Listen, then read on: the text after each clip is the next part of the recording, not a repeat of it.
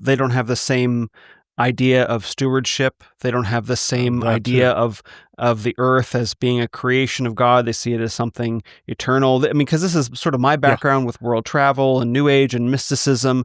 The Mhm. worldview is completely different inside Christianity of the gifts that God gives to us, and what does Yeah. that inspire in us as believers in terms of how we treat them, not casually. And the rest of the world just Yeah. doesn't see things in quite the same way. Although, yes, in my limited experience, they are still very concerned around the world with the necessities of sustaining life beyond childhood. Yeah. Yeah. The most of the environmental movement, the vast majority of it really, rests on one of two worldviews. One is either the secular humanist, naturalist, matter and energy is all that exists, materialist worldview, Yeah. naturalism, metaphysical naturalism. And with that, you deny the creator-creature distinction by simply denying that there is a creator, right? And of course, the Apostle Paul warns us about what happens when you deny the creator-creature distinction. You start worshiping the creature instead of the creator, and then God gives you over to a reprobate mind, and professing yourself to be wise, you become a fool, and you do all sorts of really destructive things. So that's where that worldview leads. The other dominant worldview among environmentalists is uh, either a pantheistic or a panentheistic or an animistic or spiritistic worldview. Pantheism, God is the universe as the soul is the body, right?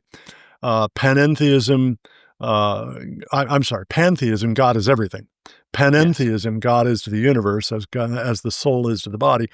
Spiritism or animism, well, there are lots of little gods or spirits that inhabit rocks and trees and forests and, streams and things like that. But all three of those varieties deny the creator-creature distinction by identifying the creator with the creation, right? Yeah. And so the same results come, right? So the biblical worldview says that the transcendent God, the infinite, eternal, unchangeable Spirit, who is infinite, eternal, and unchangeable in his wisdom, his power, his justice, his glory, his goodness, his love, and so on. That infinite God exists forever and made the universe out of nothing by the word of his power. He started with nothing, he got everything. He started with darkness, he made light. He started with chaos, he made order. He started with no life, he made life. Great abundance of life, varieties of life, and all of this, but all of it distinct from himself, and he rules over it all, right?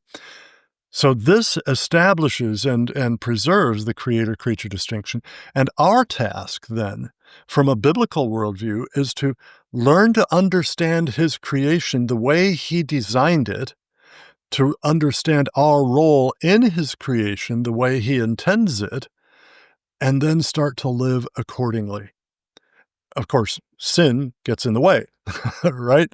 Our sin Yes. gets in the way, and the fact that in response to our sin, God judged, cursed the earth, so that now it's by the sweat of our brow that we eat bread, thorns and thistles it bears instead of just all blackberries and, well, thornless blackberries even, right? Uh, Right.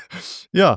So we then have this challenge of trying to understand the world the way God made it and the purposes he has for it and our purpose in it.